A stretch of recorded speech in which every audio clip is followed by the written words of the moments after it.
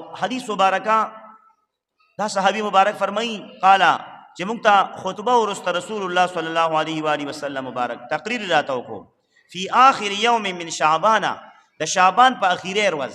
اوس د شعبان اخیری ورځ ده، نو رسول الله صلی الله علیه و آله وسلم په دې ورځ صحابه کرام مبارکانو ته وعظ کو، نصیحت یې کو، خطبه وته ورسته، تقریر وته موږ تقریر ورته.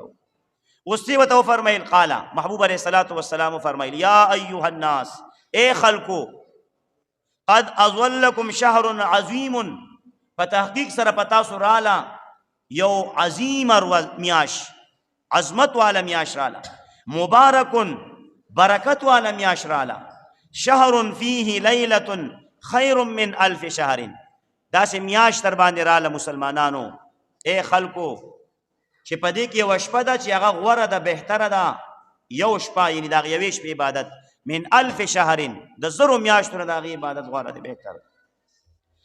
شهر دا داسې میاشت ده جعل الله صیامه فریضة چې الله پاک ګرځولې د دې روژه فرض، روژه به فرض نیسي، صبح صادق نه والی تر د غروب افتابه پورې به روژه صحیح دا فرض ده. بانګ له اعتبار نشته، ګورې بانګونه خو چې کله صبح صادق د اخیر شي نو بانګونه شروع کیږي. زمونږ دلته بانګونه شروع، زمونږ ناپوهه مسلمانان لګي خوراک کوي، ویلا بانګونه خو شروع دي، نو د دې یو روژه هم د دې انسانو نشوه، دا روژه وخوړې شوه، ماته شوه. نو مهرباني وکړئ روژه به کله بندوئ؟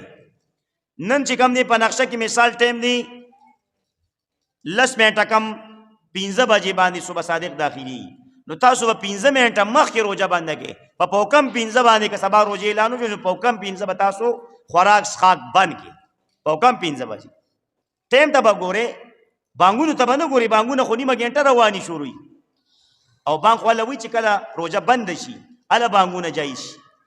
دا مسله یاده شوه.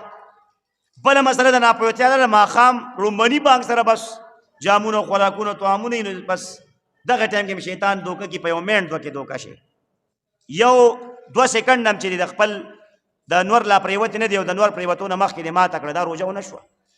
نو ولې د ټولې ورځې روژه ځان له ضایع کوې؟ رومني بانک باندې مه ماتوه، صبر وکړه چې دا بانکونه ښه ګڼ شي، هله بیا روژه ماتوئ.